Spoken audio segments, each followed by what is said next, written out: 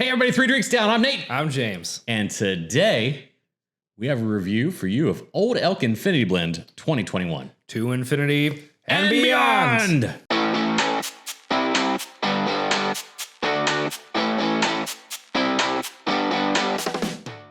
So many of you might already be aware of the Old Elk brand as they've been around for a little while now. Almost 7 years. Yeah. This is the 2021 version of what they call Infinity Blend. The idea was basically to make what a lot of people already make, bourbon aficionados. Basically, you take a little bit of this, take a little bit of that, you make your own different blend out of whatever you fancy, realistically. Yeah, you take like a decanter that you have left over or something, you pour the last couple ounces of a bottle instead of killing the bottle, or just when you fresh open it, and you see how it tastes. And usually they just kind of come together and amalgamate. That's a nice word. Yeah, amalgamation. Amalgamation is amazing. Yeah. But yeah, so it makes it interesting. So that was the whole thought process here. I think you mentioned this is annual release. I did not, but yes, that is a good point. This is supposed to be an annual release, so the second one is coming up hopefully pretty soon for 2022. Again, this is the 2021 version. This particular one was a 60-40 blend of their juice, which was 6 years old, and then the rest of it was Kentucky Straight Bourbon Whiskey, was 24% and then 16%. One was 12, the 24% one was 12 years old, and then the 16% was 11 years old at 114.9 proof. So it has a decent amount of age to it, right? The one thing they don't disclose on here is mash bills, and then really where they actually sourced the Kentucky Straight Bourbon Whiskey. It's said to be assumed that it could be Barton, it could be Heaven Hill, it could be both. We don't know. Don't know. So what we do know is that Greg Metz, who is the distiller over there at Old Elk, came out from MGP, has a long and storied career, 43 plus years. Right. Started out with way back in the day when Seagram's would used to train distillers, and that's how he got through his program. He was actually one of the last to actually go through their distillery training program, and then cooked on with MGP, worked his way up there, and eventually said, I'd love to go out into a craft brand, and that's how they basically hooked in with Old Elk. And the rest is history. Quick little tidbit about Old Elk. They're actually based out of Fort Collins, Colorado. So not Kentucky, not Indiana. A little different. Right. Maybe that mountain water is going to do some good. Maybe. Want to get in the nose? Let's go. Swirl. A nice lighter amber color. Swirling. Yeah, not actually super dark. Again, 60% of it is 6-year juice, but I actually thought a lot more of that was going to come through the 40% of 12 and 11 year than it did in color. Pretty, but not super dark. Cheers. Ooh. Awesomer. Ooh. Sharp ethanol immediately stings the nostrils.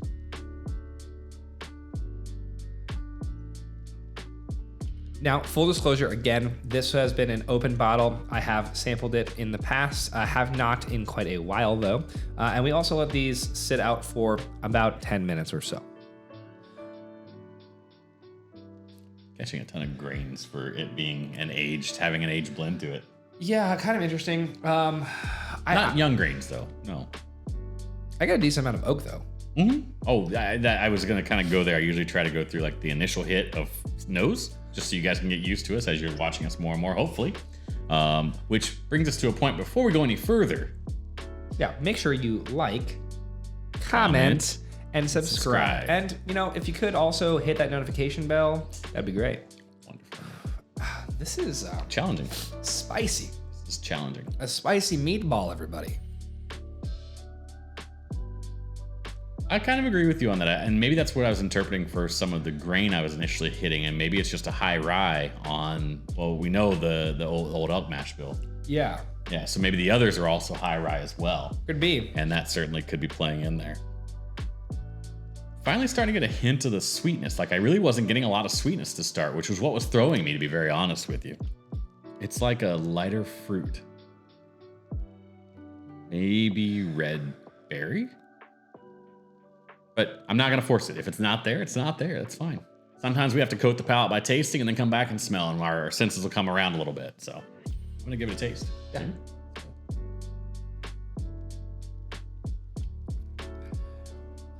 Oh, yeah. There's a lot of oak there. And it's definitely a rye. Like rye heavy, at least. Definitely a lot of spice. The proof actually carries really nicely. Pretty long finish as well. Big oak, big spice. Yep. Yep. Creamy vanilla. Yeah. This is really good. Very. Yeah. Very. Now, it's a little oakier than I typically like, but I don't want that to scare anyone away. Yeah, I mean, at least that kind of reinforces everything I was getting in the nose. But the major nose points that we both got kind of was just oak and spice. And it's definitely both of those things. Okay, so now as I take the nose back, it starts to open up a little bit of world for me where I might be coming into like some sort of breadiness, even banana breadiness a little bit. Sure, I can definitely get with you So there. I'm kind of coming around on that. Again, not like just dominant, still oak dominant on the nose. Super oak dominant. Yeah. Yeah. Oak, spice dominant. Yeah, but I'm definitely getting more underneath flavors now. Yeah. This is very enjoyable. Again, it's not my cup of tea for oak, but I can tell you that it's not off-putting. It's just not what I like. I mean, I was a big fan of the mouthfeel, the finish, the overall flavor combo. Like, I actually don't think it's too much oak. I would like a little longer finish. Yeah, I could do with a little bit more, but I'm not gonna knock it too much. You know, some people they like finishes more than others. You know. Second sip is actually a lot more promising. So I'm really rounding out that creamy, smooth vanilla when I do get the sweetness. The oak is like, it's there still, but it's not like, you know, like hanging on for dear life at every aspect of your mouth. It's taking a back seat to the vanilla sweetness and some of the spice that comes out. Right. As you let it coat your palate more. So as the second sip comes, it's really nice. I gotta say that the finish is actually super nice. Well, again, it's not super long. It's basically done for me now. But that whole finish is like all of that vanilla that you were talking about. Mm-hmm. Like that spice and oak initial, a little bit of that heat, then kind of wafts into this vanilla creaminess. Absolutely. Absolutely. I'm going to say, if you're to ask me to take a shot at least one, or if not both of the other bourbons, I'm going Barton. Yeah, I mean, at least one. I hear you. I think I would agree. It strikes me as like almost that 1792 12 year. Sure. Yeah. Not the same, mind you, but it's in that range. When you read back on the story, it says that there was obviously some distillery sales and things that happened at the time, and there were some rights to barrels. And so it could be something just off the wall that we're not even thinking of. It could, for all we know, it could be a Brown Foreman, but not likely, but it could be, right? So, yeah, we really don't know, and that's fun to speculate. Yeah, I think so too. These things are out there in the wild right now. Still, we know of a few shops locally that still have these from last year. And I think the initial MSRP might have scared some people away because we believe the initial MSRP was either $129 or $139. So for the purpose of this exercise, when we go through purchase, pass, and pour, we're gonna say $139. Where would you be at $139? Would you purchase this? Would you just seek out a pour if you were giving somebody advice and you kind of knew what they were liking? Or would you pass? I think this is a caveat for me because I think this really depends on where your collection is at and then what you're looking for. This product has a lot of oak. If you've got a kind of a collection that doesn't have a lot of that, or you have kind of inexperience with like highly oaked products and you're just not quite sure where you land on that, definitely go get a pour. Check it out. You'll probably be able to find it somewhere. And obviously if you like it, you can go grab it. If you love oaky stuff and you love something that has a little bit of age clearly in there, or you just really like all of the profiles that we just kind of pointed out, I would purchase it. For me personally, I'm happy that I purchased this bottle, but I wouldn't be unhappy if I didn't. I think it's a fair assessment. I think where I come from is near the same place you are on this, but I look at it in this perspective. This is going to be an annual series.